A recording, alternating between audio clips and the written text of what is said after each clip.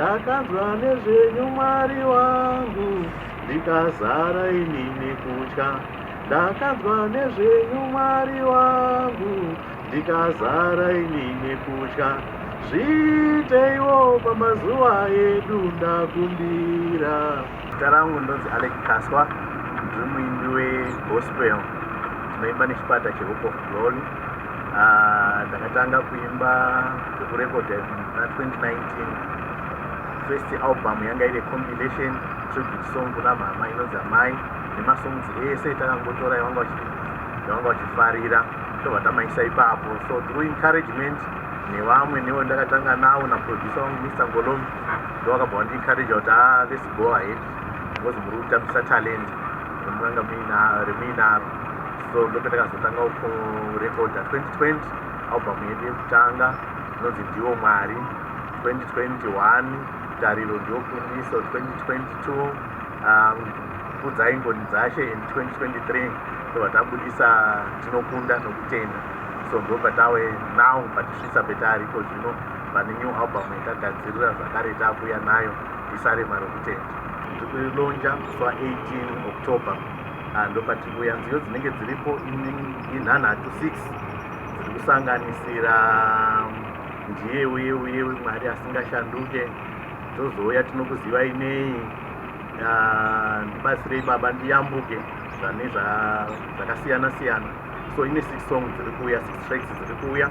Ndakakwanisa kushanda paalbum irori, ndakashanda naChief Wenje, ndikashanda zvakare naJays Marabin, ndikashanda zvakare naPastor Matende, ndikashanda zvakare na Metias Mere paalbum. Ndobva ndazoshanda zvakare naBen Kuzanamombe. But mabacking vocals angu kana kuti vanondibatsira kubva ndichingotanga ndimaingolomi, ndinenge ndinawo Bethan Pasina wako maingolomi, is part and parcel yemunhu anenge achindibatsira pakuimba kwangu nekugadzirisa nekuita sei zvese zvinotarisirwa kuimba.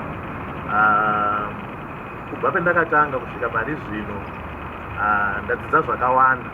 One, chandakadzidza icho kuti macollaborations anobatsira mukusimukidza vaimbi. So tofanira kushandidzana, especially vanhu vaimbi vegospel tofanira kutoshandidzana because chatiri kuparidza not for competition but tiri kuparidza tiri pamwe chete.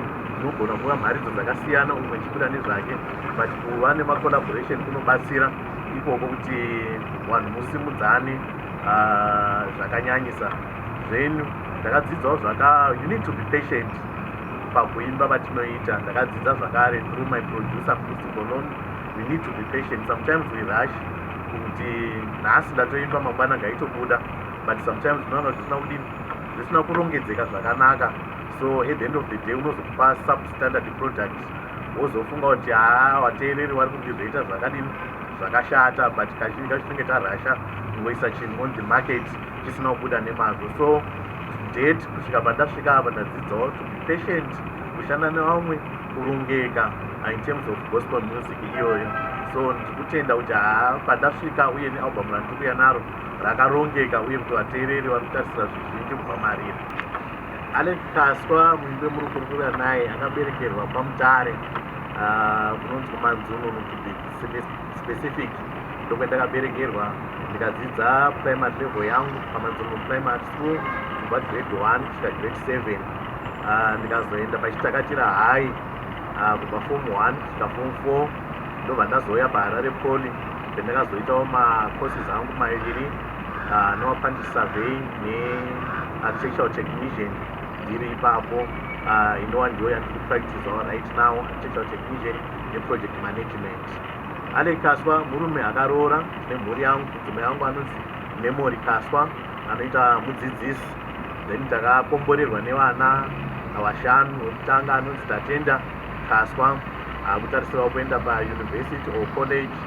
Then vamwe 2 Ngoni Dzashe naTariro vachiri kusecondary. Then Fundiso naKudzai vari kuprimary level paBainona Primary. Ngoni Dzashe naTariro vari kuHartsdale High. Mumhuri medu zvekuimba handina nhoroondo, asi zvekuimba kuchechi taingoimbawo chechi ikoko tichipetaenda nana mama tichimba tiri ikoko, but zvekuti kurekodha ndiniwo ndatanga kuti kuimba nekurekodha